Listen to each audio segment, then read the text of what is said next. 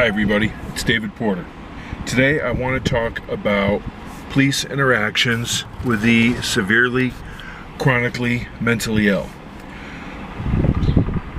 People that are severely and chronically mentally ill have a psychological disorder or multiple psychological disorders which are pretty much disabling.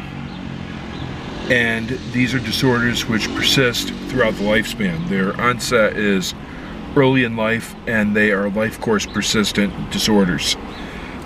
Some are very amenable to treatment, and others are very treatment resistant. And you have people who are unwilling to undergo treatment. Typically, treatment is going to be medication. And a lot of these meds still have severe side effects. Well, that has definitely gotten better since the early to mid 1990s.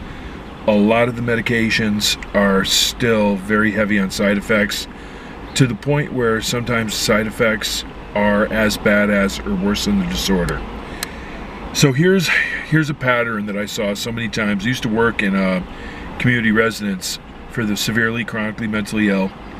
This was back in the 90s. It was my first job while I was still an undergraduate and started graduate school.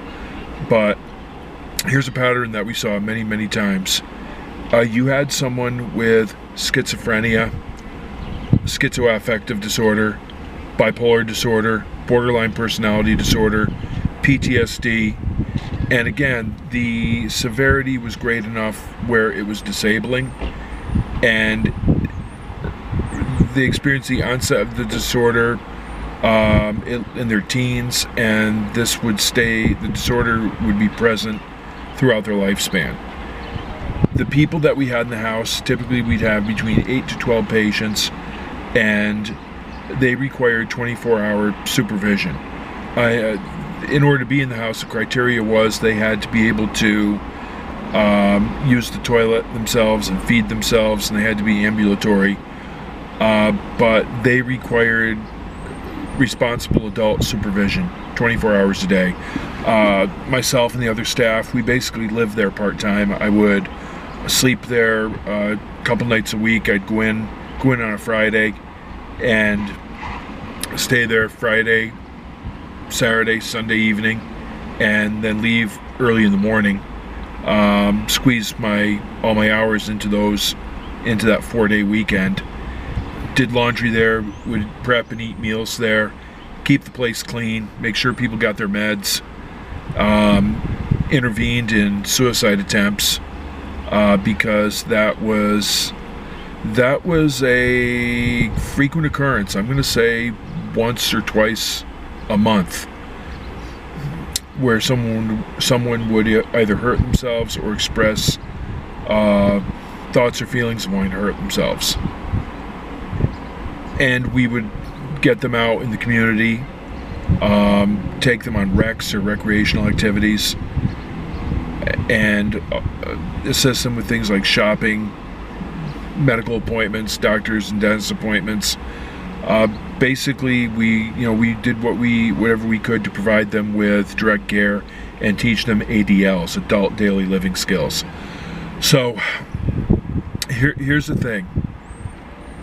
We would have the police there once or twice a month.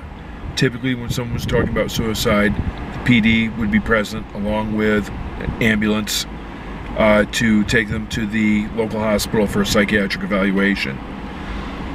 And what I observed from the police interacting with our people, and this was in Schenectady, New York, the Schenectady PD. They were well acquainted with us, with staff, with our program, with the people there, and I always saw uniformly positive interactions. Hey, that was funny. The police uniformly, never mind. Lame attempt at humor. No, seriously, I saw positive interaction, but that's not always the case, especially with younger officers who don't have as much experience, particularly in a place where or a jurisdiction where police officers do not get adequate or any training as far as interacting with the severely mentally ill. Because here's the thing. People with schizophrenia, they are hearing voices. They are seeing things that are not there. They tend to be delusional, and the delusions tend to be paranoid. They feel like they're being watched, like they're being followed, like people want to harm them. And the majority of people with schizophrenia and closely related schizoaffective disorder are not violent.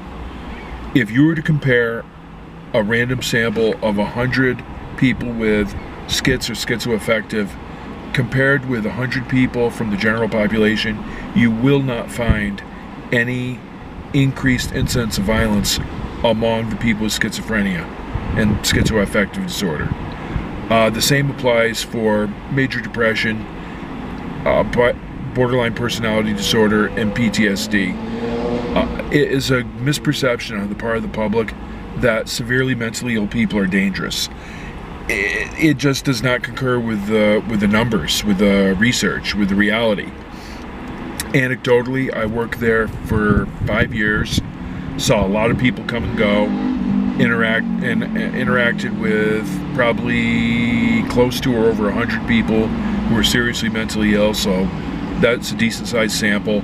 And again, slept there, did laundry there, made meals there, ate with them, took them out for errands and activities, and there were only a handful of times where I felt unsafe. I mean, really, the number of times I could count on one hand. I mean, there are always going to be exceptions to the rule, but generally speaking, just the fact is, severely chronically mentally ill people are not any more violent or even less violent as a group than the general population. You know, I felt safer in that house than I did walking or driving around some neighborhoods in Schenectady, and that's the freaking truth. So, how do you interact with someone who is schizophrenic? And let's also say schizoaffective disorder. The two disorders are closely connected. With schizoaffective disorder, you also have components of bipolar disorder. More about that in a minute. You have to, and we're also talking about people who are untreated and having a psychotic break. They are out of touch with reality, or their grip on reality is very tenuous. Number one, you do not contradict their delusions, nor do you support their delusions. You have to make neutral statements. If someone makes a delusional statement, the answer is, I don't know. I don't know anything about that. Someone is telling me about the Department of Defense satellites which are watching them, and the camera in the shower head where they're being watched by the CIA. You know, I don't know. I don't know about anything about that. I haven't heard anything about that.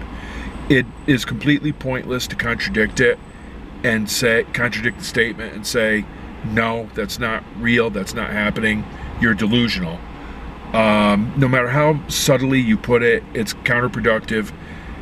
Because remember, this person is paranoid. Their perception is grossly distorted to the point where they don't trust anyone really. And if you start talking about how the satellite surveillance isn't real, maybe you're one of them. So it's pointless. It is also counterproductive to agree or support the delusion in any way. It's got to be a neutral statement. You know, I don't know. Very matter of fact. I don't know. I haven't heard anything about that. I don't know about that. Don't bother denying it, but don't support it. You need to speak to people who are having a psychotic break. Short sentences, very concrete, and repetitive. Whatever you do, do not say anything abstract. That will make things much worse. Saw this happen one time in an episode of Cops. I was reflecting on this. It was a young man sleeping on a park bench. Park employee told him he couldn't sleep there and had to move on. Young man pulled a kitchen knife with a 6 or 8 inch blade, threatened the employee. PD responded, and he was taken into custody without incident. And he was saying, "Officer, you know, what am I being arrested for? Is it illegal to have that knife?" And he kept asking a question, and finally the police officer said, "It's not illegal to own it, it's illegal to pull it out and threaten someone with it." "Well, what am I getting arrested for?"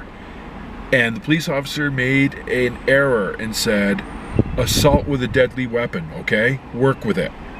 And the guy lost his shit. "Work with it? Work with what? What are you talking about? What do you mean work with it?" The guy completely lost his shit, had to be put down, face down on the ground, and hog-tied and picked up and put in the back of the car. And when they got him to the station for processing, he still wasn't done. That abstract statement, assault with a deadly weapon, work with it, that was vague, it was abstract, and this guy was not able to handle that. That abstract statement sent him over the edge. It's got to be concrete, it's got to be repetitive, it's got to be very simple. What am I being arrested for? Assault with a deadly weapon.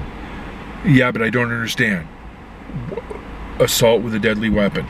What are you talking about? Assault with a deadly weapon. You had a knife, you threatened this man. That's assault with a deadly weapon. Concrete, repetitive, and keep it simple.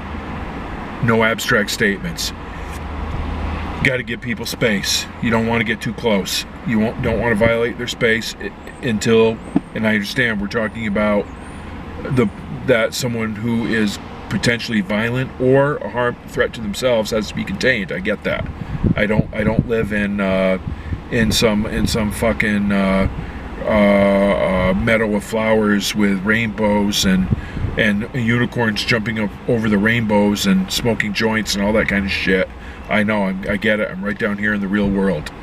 And until you have to give some distance. Again, the police officers that I interacted with in my job at the community residence were really good. One night they were called there because someone was getting very agitated. And by the way, a lot of the threats of violence were by specific individuals that did not belong in the house. They were referred there without fully knowing their background, or more likely there was nowhere else to put them. So this one guy was pretty unstable, and he was getting into it with a staff member, being threatening. Police responded, and one of the police officers, he did it very well. He just took a pinch of his shirt. I don't know if you can see this on the camera. This is it. Just 2 fingers and a pinch of his shirt, and he said, "Come outside, I want to talk to you." And the guy started getting more agitated. I don't want you touching me." And the police officer just very calmly said, while holding on to him by a pinch of his clothing, "Then calm down right now." He did a really good job with him. The guy calmed down. They did not have to escalate the level of force, and the situation was resolved. So the takeaways are, and again, we're talking about a delusional patient, someone having a psychotic break, not in touch with reality. The takeaways are, do not say anything abstract, keep it concrete. Number 2, maintain as much distance as you can, minimize physical contact without compromising the safety of officers or the person acting out or bystanders. This is where things get complicated. I know, I get it. As much as someone who's not a police officer can get it. You do not deny or support their delusions. And you recognize this is very likely not a criminal you're dealing with. This is a disturbed individual who's lost their grip on reality. They need to be contained for their own safety and the safety of others. They need to be de-escalated. They need to be brought to a psych hospital or a general hospital with a psych unit for proper care, typically medication, to get stabilized. So those are my thoughts, and I want to revisit this topic, taking a look at people with bipolar disorder and depression. So thanks for watching. Please hit subscribe.